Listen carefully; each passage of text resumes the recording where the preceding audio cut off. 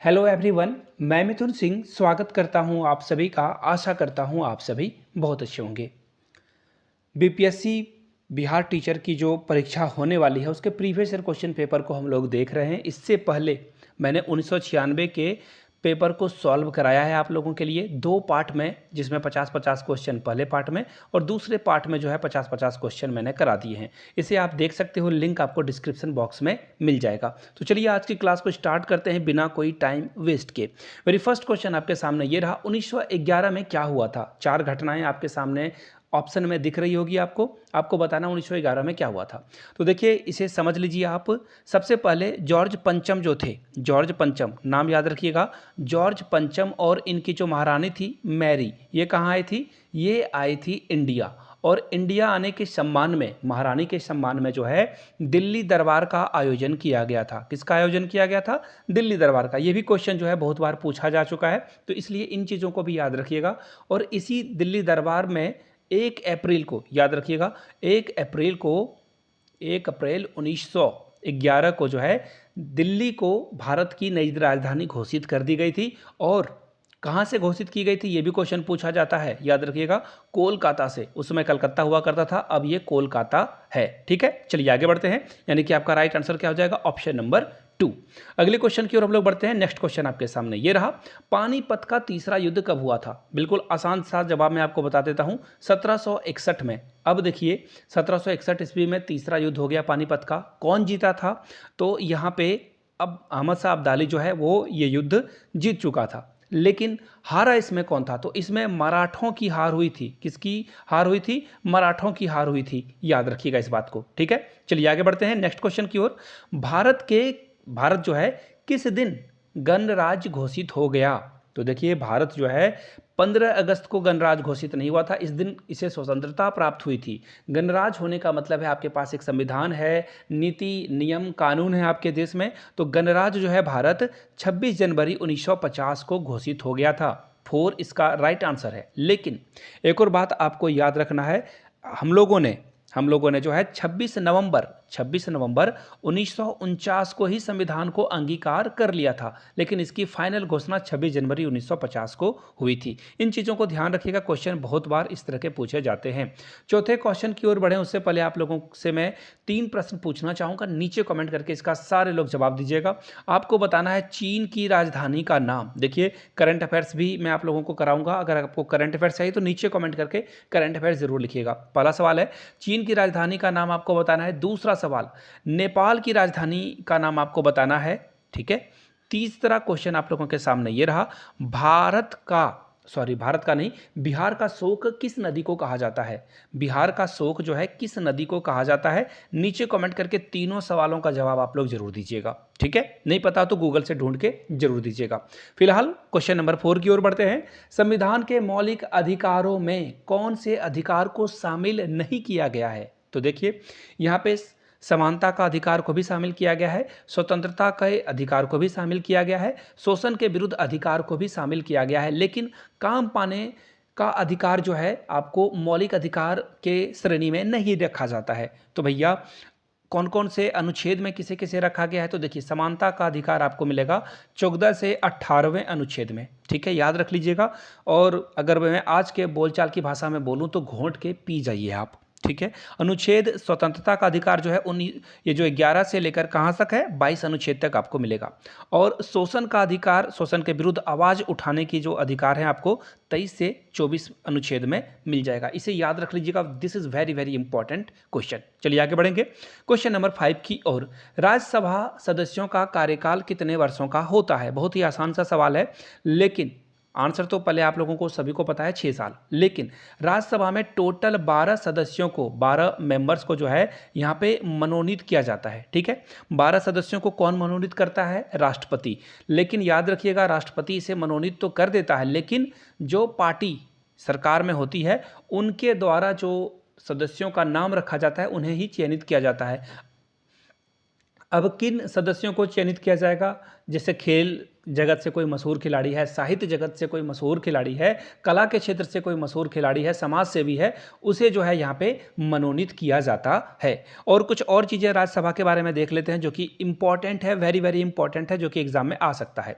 तो देखिए यहाँ पे राज्यसभा की मैक्सिमम जो मेंबर हो सकते हैं, मैक्सिमम मेंबर वो कितने होंगे, 250। और अभी कितने हैं, तो अभी 245 हैं। अभी कितने हैं, 245। ये करंटली की बात मैं कर रहा हूँ, मैं फुल नहीं लिखूंगा, शॉर्ट में ही लिख देता हूँ। करंटली 245 है, मैक्सिमम 250 तक हो सकते हैं। और हर 2 सालों में, ये भी याद रखिएगा, क्वेश्चन ये भी पूछा जाता है, हर 2 साल में, याद रखिएगा 2 ईयर्स में जो है 2/3 जो है सदस्यों को यहाँ पे जो है, सॉरी 1/3 को, आई एम सॉरी 1/3 को सदस्यों का जो है निर्वाचन हो जाता है और पुराने 1/3 सदस्य जो है वो विदा ले लेते हैं यहाँ से, ताकि, और इसी कारण से जो है राज्यसभा कभी भी भंग नहीं होती है। चलिए, बहुत मैंने आप लोगों को बातें बता दी, आई होप कि आपको पसंद आ रहा होगा।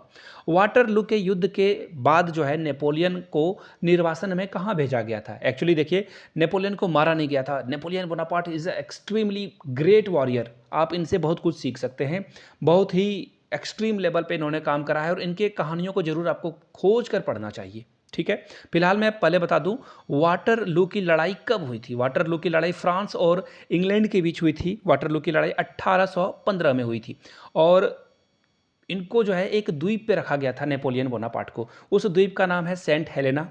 लेकिन ये जीवट इंसान इस द्वीप से भी 2-3 बार भागने की कोशिश करता है और एक बार लगभग भाग जाता है, लेकिन फाइनली 1821 में इनकी मृत्यु हो जाती है। कब मृत्यु हो जाती है? 1821 ईस्वी में। ठीक है, चलिए अब ज़्यादा नहीं इसके बारे में बात करेंगे, आगे बढ़ते हैं। कौन सा मुगल शासक सर्वाधिक धर्मनिरपेक्ष दृष्टिकोण रखता था? धर्मनिरपेक्ष यानी कि सेकुलर विचारधारा का था, हर धर्म को जो है समान नज़र से देखने की कोशिश एटलीस्ट करता था कि नहीं, ये तो समय के गर्भ में छिप गया है, जिसे निकाल पाना आज के टाइम में मुश्किल है। उस समय सोशल मीडिया नहीं थी, अदरवाइज जो है चीज़ें और ट्रांसपेरेंट हो सकती थी। खैर, कौन सा वो मुगल शासक था? तो इसका राइट आंसर है अकबर। अकबर ने दीन ए इलाही धर्म का भी जो है नींव रखी थी। दीन ए इलाही धर्म, जहाँ पे सारे लोगों के लिए सद्भावना वाली बातें यहाँ पे की जाती थी। और बहुत सारे गानों में आपने इलाही के बारे में सुना होगा, बहुत सारे गाने। अगर कोई याद आ रहा हो तो नीचे कमेंट करके बता देना। खैर, जोक्स पार्ट, आगे बढ़ते हैं। दिल्ली में लाल किले का निर्माण किसके द्वारा कराया गया था? तो देखिए, अकबर ने नहीं कराया था, औरंगजेब ने भी नहीं कराया था, बहादुर शाह जफर ने भी नहीं कराया था, लेकिन कराया था किसने भैया? शाहजहां ने। और शाहजहां ने जो है लाल किले का निर्माण कराया। ताजमहल का भी निर्माण जो है किसके द्वारा कराया गया है? आपको पता ही है, ताजमहल कहाँ पे है? आगरा में स्थित है, जो शाहजहां के द्वारा निर्माण में लाया गया था। किसके याद में? अपनी पत्नी या फिर अपनी बेगम मुमताज़ महल के जो है उनको उन्होंने शपथ, एक्चुअली जो है प्रोमिसेस कर दी थी कि मैं आपके लिए जो है एक मकबरा बनाऊंगा। महारानी विक्टोरिया उस समय ब्रिटेन की शासक थी जब, देखिए ये कब हुआ था आप लोगों को पता है? 1857 में, जब सैनिक विद्रोह इंडिया में हो गया था और भारतीय स्वतंत्रता संग्राम का जो प्रथम संग्राम इसे कहा जाता है, तो बहुत सारे लोग मारे गए, सेना भी विफल हो गई थी, बहुत लोग भी जो है ब्रिटिश सरकार के खिलाफ जो है हो गए थे। तो ऐसे में जो ईस्ट इंडिया कंपनी थी उसकी बागडोर जो है विक्टोरिया के हाथों में आ गई थी। तो ये कब आया था ये आपको बताना है। तो फिलहाल इसका राइट आंसर क्या हो जाएगा? भारत को प्रत्यक्ष रूप से क्राउन के शासन के अधीन लाया गया था। किसके? देखिए यहाँ पे राजा रानी के अधीन ईस्ट इंडिया कंपनी को यहाँ पे जो है बागडोर छोड़नी पड़ गई थी। ठीक है, चलिए आगे बढ़ते हैं। मुस्लिम लीग ने भारत के विभाजन की मांग सबसे पहले कब की थी? ये क्वेश्चन है, बहुत ही लाजवाब क्वेश्चन है। ये किया गया था, देखिए सबसे पहले मैं आपको बता दूं, 1940 ईस्वी में। कब किया गया था? 1940 में। अब देखिए किस अधिवेशन में, ये भी सवाल पूछा जाता है और इस बार तो 5-5 ऑप्शन है ना, तो याद रखिएगा ये किया गया था लाहौर अधिवेशन में। कब किया गया था? लाहौर अधिवेशन में। बाय द वे, आपने 10 क्वेश्चन देख लिया और अगर मेरे पढ़ाने के तरीके से आपको संतुष्टि मिल रही है तो एक लाइक का बटन जरूर दबा दें और अपने किसी 2-3 दोस्तों तक इस वीडियो को शेयर कर दें जो बीपीएससी की तैयारी कर रहे हैं। बाय द वे, अगर आपको ईवीएस की क्लासेस चाहिए तो ईवीएस पे जो है, ईवीएस आप कमेंट में लिखोगे और टॉप 100 उसी में लिख देना, तो टॉप 100 क्वेश्चन ईवीएस की एक वीडियो कल डल जाएगी, ऐसा मैं प्रॉमिस करता हूं। संडे है, आई विल वर्क हार्ड। चलिए आगे बढ़ते हैं। अगला क्वेश्चन देखिए, भारत का राष्ट्रीय फूल, देखिए के यहाँ पे लिखा गया but sorry for that. Bharat का राष्ट्रीय फूल क्या है? अब बोलोगे भैया इतने आसान क्वेश्चन तो नहीं आते एग्जाम में। बिल्कुल सही है, भारत का राष्ट्रीय फूल कमल है, लेकिन कैच यहाँ पे है दोस्तों, अब आपसे ये पूछ लिया जाए कि भारत का राष्ट्रीय फूल इसे कब घोषित किया गया, तो आप जो है थोड़ी से परेशानी में पड़ोगे। खैर कोई नहीं, हम हैं 24 जनवरी 1950 को। कब? 24 जनवरी 1950 को राष्ट्रीय फूल का जो है इसकी घोषणा की गई थी भारत सरकार के द्वारा। चलिए आगे बढ़ते हैं। कथकली किस प्रदेश की नृत्य नाटिका है, यानी कि कथकली जो है किस राज्य में जो है ये नृत्य बहुत प्रसिद्ध है, यहाँ के लोगों के द्वारा ये डांस किया जाता है। तो ये केरल का डांस फॉर्म है। कहाँ का है? केरल का डांस फॉर्म है, याद रखिएगा। कहाँ का? केरल का ये डांस फॉर्म है। अब आप लोगों के लिए होमवर्क है, आंध्र प्रदेश, कर्नाटका, तमिलनाडु की लोक नृत्य क्या है, नीचे कमेंट करके राज्य का नाम लिख दीजिए, बगल में नृत्य का भी नाम आप लिख दोगे। चलिए आगे बढ़ते हैं। देश का सबसे बड़ा बंदरगाह कौन है? बहुत ही आसान सा सवाल है, मुंबई है। ठीक है भैया, लेकिन कांडला कहाँ का बंदरगाह है? मद्रास कहाँ का है? तमिलनाडु का। कहाँ है? तमिलनाडु का। विशाखापट्टनम के बारे में याद रखिएगा, देश का सबसे गहरा बंदरगाह कहाँ है? विशाखापट्टनम में। ठीक है, और कांडला जो है वो गुजरात में है। कहाँ पे है भैया? गुजरात में। ठीक है, भैया भी और बहना भी, जेंडर जो है बायसनेस नहीं रखनी है, सभी भाई बहन सभी बराबर बराबर। ठीक है, चलिए आगे बढ़ते हैं। भैया कहने का मतलब होता है आप सभी लोग। ठीक है, कावेरी जल विवाद जो दो राज्यों के बीच में है, उनका नाम बताना है आपको। तो देखिए ये बहुत ही क्लासिकल केस है, बहुत लोगों के बीच में जो है ये विवाद का कारण भी है। एक्चुअली दो राज्य हैं यहाँ पे, लेकिन कुछ और भी पार्टी यहाँ पे शामिल है, उसके बारे में भी मैं बता दूं। बार बार ये सवाल एग्जाम में आता है। कर्नाटका और तमिलनाडु जो है इसके बीच में डिस्प्यूट है कावेरी जल विवाद को लेकर। ठीक है, लेकिन इसमें पांडिचेरी या फिर पुदुचेरी, इंग्लिश में पुदुचेरी बोला जाता है, पुदुचेरी और केरला भी इसमें पार्टी है। लेकिन याद रखिएगा पुदुचेरी जो है यूनियन टेरिटरी है। क्या है? यूनियन टेरिटरी, यानी कि केंद्र शासित राज्य। आगे देखिए, भारतीय राष्ट्रीय कांग्रेस के प्रथम प्रधान कौन थे? प्रधान से डरना नहीं है, अध्यक्ष कौन थे ये बताना है आपको। बहुत ही आसान सा सवाल है। WC बनर्जी, यानी कि आंसर क्या हो जाएगा? 4 नंबर। क्या हो जाएगा? 4 नंबर। बट कब इसकी स्थापना की गई है ये पूछ लिया जाएगा तो क्या आप मुंह बना लोगे? बिल्कुल नहीं। 1885। कब स्थापना की गई है? 1885। किसके द्वारा? A.O. ह्यूम के द्वारा। स्थापना कब की गई? 1885, A.O. ह्यूम के द्वारा। पहले अध्यक्ष या प्रधान WC बनर्जी थे। क्लियर हो गई बातें? इसका फिलहाल राइट आंसर क्या होगा? Option number 4। आगे बढ़ेंगे इसी के साथ। क्वेश्चन नंबर 16, राष्ट्रपति जो है सर्वोच्च न्यायालय के किसी न्यायाधीश को पद से कब हटा देता है? तो देखिए जब दोनों सदनों में, याद रखिएगा, जब दोनों सदनों में उसके खिलाफ प्रस्ताव पारित हो जाता है। देखिए थोड़ा सा एक्चुअली इसमें थोड़ा सा मैस हो गया है। जब संसद के दोनों सदन यानी कि लोकसभा और राज्यसभा में उसके खिलाफ 2/3 से जो है मेजोरिटी से उसे हटाने की अनुशंसा की जाए तब। चलिए आगे बढ़ते हैं। सर्वोच्च न्यायालय के न्यायाधीशों का अवकाश ग्रहण यानी कि रिटायर होने का समय क्या है? तो देखिए सर्वोच्च न्यायालय, सुप्रीम कोर्ट की बात की जा रही है 65। लेकिन अगर यहाँ भैया उच्च न्यायालय हाई कोर्ट की बात की जाए, किसकी? हाई कोर्ट की बात की जाए, तो आपको याद रखना है हाई कोर्ट के जजों की जो रिटायर की एज है वो 62 ईयर्स है। ठीक है ना? चलिए आगे बढ़ लेते हैं। किसी राज्य विधानसभा में कुल कितने सदस्य हो सकते हैं? ठीक है, बहुत अच्छा सवाल है। तो याद रखना, कोई भी राज्य हो जाए, कितना भी बड़ा क्यों ना हो जाए, चाहे वो राजस्थान हो चाहे वो यूपी हो, लेकिन 500 से अधिक सदस्यों को, 500 से ज़्यादा एमएलए नहीं बन सकते हैं। 500 से ज़्यादा एमएलए नहीं बन सकते हैं, विधायक। और मिनिमम कितने हो सकते हैं ये भी सवाल पूछा जा सकता है आपके एग्जाम में। तो मिनिमम याद रखना है 60। कितने? 60 एमएलए। क्लियर होगी बातें? आंसर आपका होगा 3 नंबर। चलिए इसी के साथ बढ़ेंगे क्वेश्चन नंबर नेक्स्ट की ओर। भारत में नागरिकता जो है यानी सिटीजनशिप कैसे मिलता है? तो देखिए भारत में नागरिकता आपको कैसे मिलेगी? जन्म के आधार पर मिलता है, रक्त का संबंध के भी आधार पर मिलता है, और दोनों का वर्णन आपको ऑप्शन 3 में मिलेगा। तो ये दोनों ऑप्शन इनकरेक्ट हो जाएंगे ऑटोमेटिकली, और सबसे करेक्ट ऑप्शन क्या हो जाएगा? Option number 3। चलिए आगे बढ़ते हैं क्वेश्चन नंबर नेक्स्ट की ओर। केंद्रीय मंत्रीगण किसके प्रति उत्तरदायी होते हैं? यानी कि जो केंद्र में मंत्री हैं, जैसे कि अभी नितिन गडकरी साहब हैं जो कि जो है रोड एंड ट्रांसपोर्टेशन मिनिस्टर हैं। इसी तरह से हमारे जयशंकर साहब हैं, एस जयशंकर साहब, जो कि विदेश मंत्री हैं, जिसे कि एक्सटर्नल अफेयर मिनिस्टर भी कहा जाता है, EAM। अब ये किसके प्रति उत्तरदायी होते हैं? प्रधानमंत्री, लोकसभा, राज्यसभा या राष्ट्रपति? तो देखिए बहुत ही प्यारा सा सवाल है, बहुत बार ये एग्जाम में आ चुका है। इसका राइट आंसर है लोकसभा। वो लोकसभा के सदस्य होते हैं, तो लोकसभा के प्रति वो उत्तरदायी होते हैं। चलिए आगे बढ़ते हैं अगले क्वेश्चन की ओर। भारत के प्रधानमंत्री के रूप में नियुक्ति के समय, देखिए जब इनको नियुक्त किया गया था तो राज्यसभा के सदस्य थे।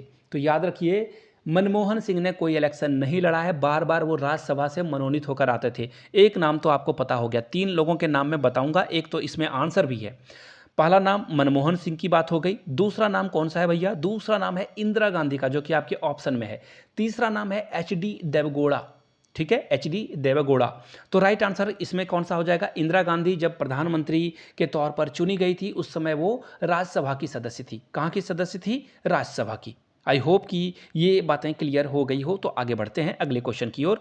क्वेश्चन नंबर 22, बोरोबुदुर का प्रसिद्ध बौद्ध मंदिर कहाँ है। देखिए ये 1996 में पूछा जा चुका है, रिपीट क्वेश्चन है, रिपीट। जी हाँ, मैंने इसकी वीडियो भी बना दी है और वो आप प्लेलिस्ट से भी जाकर चेकआउट कर सकते हो, बीपीएससी क्लासेस, या फिर आप जो है चैनल के वीडियो वाले सेक्शन में जाकर देख सकते हो। राइट आंसर क्या हो जाएगा, जावा। बोरोबुदुर का जो बौद्ध मंदिर है वो जावा में आपको मिलेगा।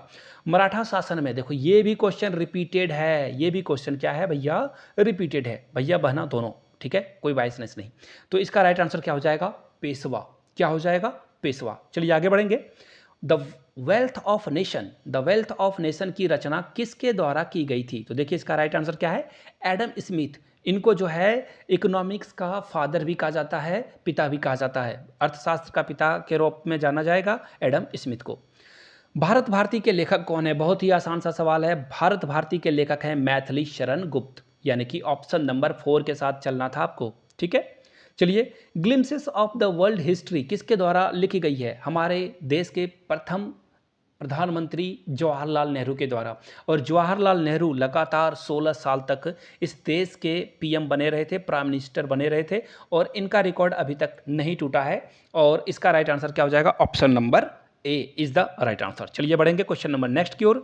हिंदी व्यू ऑफ लाइफ के लेखक कौन है। तो देखिए हमारे देश के प्रथम उपराष्ट्रपति एस राधाकृष्णन के द्वारा ये किताब लिखी गई, हिंदी व्यू ऑफ लाइफ। देखिए अगर जितने भी हमारे देश के राष्ट्रपति, उपराष्ट्रपति और जो स्वतंत्रता सेनानी थे, जिन पुरखों की मौत की वजह से, जिन्होंने अपने प्राण जो है हंसते हंसते दे दी हमारी आज़ादी के लिए, उनके ऊपर एक बुक चाहिए होगी। बुक उनके द्वारा जो लिखी गई है वो सारी बुक एक ही वीडियो में ले दूंगा, मैं लिख दूंगा, एक्चुअली बना दूंगा।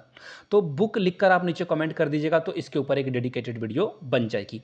निम्नलिखित में से किस अफ्रीकी देश ने सबसे पहले स्वतंत्रता पाली। तो देखिए यह देश जो है इंग्लैंड से आज़ाद हुआ था, ब्रिटेन से भी आप कह सकते हो, और वो देश का नाम है घाना। वो देश का नाम क्या है, घाना। चलिए आगे बढ़ेंगे, देर नहीं करेंगे। Servant of the peoples society की स्थापना किसने की थी। देखना घन चक्कर वाला ये सवाल है, इसका राइट आंसर है लाला लाजपत राय। अब आप मुंह बना लोगे कि भैया हम लोगों ने तो गोपाल कृष्ण गोखले पढ़ रखा है, तो आपने वो बिल्कुल सही पढ़ रखा है, लेकिन उसका नाम कुछ अलग है। उसका नाम है servant of Indian society, servant of Indian society. इस बात का खास ख्याल रखिएगा, ये servant of the peoples society है। तो इसका राइट आंसर क्या हो जाएगा, लाला लाजपत राय। चलिए, अलीगढ़ आंदोलन को किसने प्रारंभ किया था। अलीगढ़ आंदोलन की बात हो रही है, तो याद रखिएगा अलीगढ़ आंदोलन की जो शुरुआत थी वो किस के द्वारा की गई थी, सर सैयद अहमद खां के द्वारा, यानी कि option 3 is the right answer. चलिए क्वेश्चन नंबर 31 की ओर बढ़ेंगे। अजमेर में किस सूफी संत की दरगाह है। दरगाह की बात की जा रही है, तो मोइनुद्दीन चिश्ती, ये राजस्थान में पड़ता है। अजमेर जो है राजस्थान में, आपको भली भांति पता है। चलिए आगे बढ़ते हैं। कुंभ मेला कहाँ नहीं लगता है। तो देखिए कुंभ मेला कहाँ कहाँ लगता है वो जान लो आप। नासिक में लगता है, हरिद्वार में लगता है, इलाहाबाद में लगता है। एक और जगह है जिसका नाम यहाँ पे आउट कर दिया गया है, जो कि है क्या, उज्जैन। कहाँ है, उज्जैन। तो ये 4 जगहों पे कुंभ मेला हर एक 12 साल में लगता है, हर 12 ईयर के इंटरवल पे ये लगता है। लेकिन मथुरा में, जो कि कृष्ण भगवान के कारण जो है बहुत फेमस है, यहाँ पे ये मेला नहीं लगता है। आपका 4 ही राइट आंसर है। राज्य की उत्पत्ति के सामाजिक समझौता 211 के सिद्धांत के प्रमुख प्रतिपादक कौन थे। तो सीधा सीधा सवाल है, सीधा साधा जवाब है लॉक। याद रखिएगा लॉक। बर्मा यानी कि म्यांमार किस प्रकार की शासन प्रणाली है, वहाँ पे क्या डेमोक्रेसी है यानी कि लोकतांत्रिक सरकार है, राजा यानी कि राजतंत्र, डिक्टेटरशिप, या क्या है। तो देखिए अभी के समय में 2023 की अगर मैं बात करूं तो इसका राइट आंसर हो जाएगा, वहाँ पे मिलिट्री कू हो चुका है। मिलिट्री कू का मतलब होता है वहाँ पे जो सरकार चुनी गई थी उसे हटा दिया गया है। कूप नहीं पढ़ना है, कू पढ़ा जाता है, इसे क्लास 9th में आपने पढ़ा होगा। तो अब भी फिलहाल सैनिक शासन है, लेकिन 2016 में यहाँ पे 16 में जो है लोकतांत्रिक सरकार की स्थापना हो गई थी, लेकिन 2023 में फिर से सैनिक शासन यहाँ पे लगा दिया गया है और पिछले 2-3 सालों से सैनिक शासन ही चल रहा है। पटना नगर निगम की आय का मुख्य स्रोत क्या है? तो देखो, पटना नगर निगम आय का जो मुख्य स्रोत क्या नहीं है, तो याद रखिए ये रांची भी हो सकता है, ये भोपाल भी हो सकता है, किसी भी नगर निगम की बात यहाँ पे हो सकती है। लेकिन इसका आंसर आप क्या दोगे? तो इसका राइट आंसर है बिक्री कर नगर निगम नहीं लेता है। नाली कर ले लेगा, भवन कर ले लेगा, सरकारी अनुदान ले लेगा, लेकिन बिक्री कर नहीं लेगा।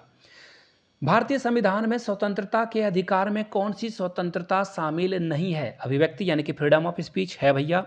आने जाने की स्वतंत्रता, बिल्कुल आप कहीं भी आ सकते हो, व्यवसाय भी आप ला सकते हो, कर सकते हो, लेकिन संपत्ति रखने का अधिकार आपके पास नहीं है। और इसे कब हटाया गया? संविधान के 44वें जो है संविधान के 44वें संशोधन के द्वारा इसे हटा दिया गया है। कब हटाया गया? 1978। बहुत बार ये रिपीटेड क्वेश्चन रहा है, बार बार ये सवाल एग्जाम में आया हुआ है। आगे बढ़ेंगे। विश्व का सबसे बड़ा महाद्वीप कौन सा है? बहुत ही आसान सवाल, एशिया है। कौन है? एशिया है। पृथ्वी का एकमात्र स्वाभाविक यानी कि नेचुरल उपग्रह कौन है? तो चंदा मामा, यानी कि राइट आंसर क्या हो जाएगा? ऑप्शन 2 चंद्रमा इज द राइट आंसर। लेकिन सूर्य क्या है? सूर्य जो है एक स्टार है। सूर्य क्या है? एक स्टार है, जिसे हम लोग क्या बोलते हैं? तारा बोलते हैं। क्या बोलते हैं? तारा। और सूरज जो है नज़दीक है, इसलिए आपको बड़ा बड़ा दिखाई पड़ता है, और अन्य तारे आपको दिखाई नहीं पड़ते हैं। कॉफ़ी का सबसे बड़ा उत्पादक देश ब्राज़ील। सीधा सीधा जवाब है। ठीक है, चलिए आगे बढ़ते हैं। सवारी के लिए प्रयोग में लाए जाने वाली मोटर कारों का मूल उत्पादक कौन है? मूल उत्पादक यानी कि सबसे पहले कहाँ शुरू हुआ था? यूएसए, अमेरिका, जिसे यूनाइटेड स्टेट ऑफ अमेरिका भी कहा जाता है। महाबलीपुरम के मंदिर, देखो रिपीटेड क्वेश्चन है, 1996 में भी इसे पूछा गया था। पल्लव कहाँ है? देख लो, ढूंढो ढूंढो, ये रहा। ऑप्शन 2 आपका करेक्ट आंसर हो जाएगा। चलिए आगे बढ़ेंगे। नीदरलैंड की मुद्रा को क्या कहते हैं? नीदरलैंड की मुद्रा, ये चारों ऑप्शन इनकरेक्ट है। नीदरलैंड जो है यूरोपियन संघ का जो है शामिल देश है, और यूरो इसकी मुद्रा का नाम है। ठीक है। विश्व जनसंख्या दिवस, बिल्कुल आसान तरीका याद रखने का, 1 और 1 मिलेंगे तो 11 बच्चे पैदा कर देंगे। ट्रिक है, बुरे तौर पे इसे मत लेना। 11 जुलाई इसका राइट आंसर है। 1 और 1 11, जनसंख्या बढ़ने की बात हो रही है। 1 और 1 11। खगोलीय पिंड जो है, इस ज्ञान को क्या कहा जाता है? इसे कहा जाता है, देखो, ज्योतिष विज्ञान नहीं कहेंगे, खगोल विद्या नहीं कहेंगे, भौतिक ज्योतिषी नहीं कहेंगे, खगोल भौतिकी कहा जाता है। इसे क्या कहा जाता है? एस्ट्रोनॉमिकल फिजिक्स बोला जाता है। ठीक है। गीत सेठी का संबंध किससे है? पिछले बार भी ये एक्चुअली 96 का भी ये सवाल है, रिपीटेड क्वेश्चन है। तो देखिए, इसे कहा जाता है बिलियर्ड्स जो है गीत सेठी का जो है खेल है। किस खेल का आरंभ इंग्लैंड में हुआ था? कितना आसान सा सवाल है। क्रिकेट, ये भी रिपीटेड क्वेश्चन है। कोणार्क मंदिर, ये भी रिपीटेड क्वेश्चन है, बार बार पूछा जाता है। भगवान सूर्य का जो है मंदिर है, जिसे कोणार्क मंदिर कहा जाता है। संयुक्त राष्ट्र का महासचिव कौन है? करेंटली जो संयुक्त राष्ट्र के महासचिव हैं, जिनका नाम है एंटोनियो गुतेरेस। थोड़ा सा नाम लेने में अगर गलती हुई तो माफ़ी चाहता हूं इनको। और फिलहाल के बारे में इन चारों में से ये क्वेश्चन आएगा नहीं, ये करंट अफेयर्स का क्वेश्चन था। एंथनी गुतेरेस इनका नाम है अभी के। ब्रिटेन के प्रधानमंत्री कौन है? तो ब्रिटेन के जो करंट प्रधानमंत्री हैं, जिनका नाम है ऋषि सुनक। क्या है नाम है भैया? ऋषि सुनक। और ऋषि सुनक जो है इंडियन मूल के हैं, भारतीय मूल के ओरिजिन के ये हैं। हरगोविंद खुराना को नोबेल पुरस्कार किस क्षेत्र में प्रदान किया गया है? तो इसका राइट आंसर हो जाएगा जीव विज्ञान। क्या हो जाएगा? जीव विज्ञान।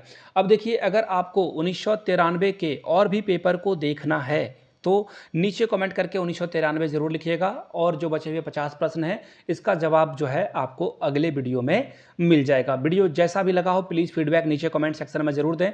अपने दोस्तों, रिश्तेदारों, सहेलियों तक इस वीडियो को पहुँचाएँ, ज़्यादा से ज़्यादा शेयर करें, लाइक कर दें, और कमेंट करके 1993 ज़रूर लिखें। चलिए, वीडियो को आपने यहाँ तक देखा, इतना प्यार दिया, इसके लिए आप सभी का बहुत बहुत शुक्रिया। एग्ज़ाम के लिए आप सभी को वेरी ऑल द बेस्ट है। एग्ज़ाम में अच्छा करें और बहुत आगे तक बढ़ें, और बिहार में या फिर कहीं भी किसी भी राज्य में आप जॉब कर रहे हो या केंद्र में जॉब कर रहे हो, देश को आगे बढ़ाने का काम करें। Thank you so much.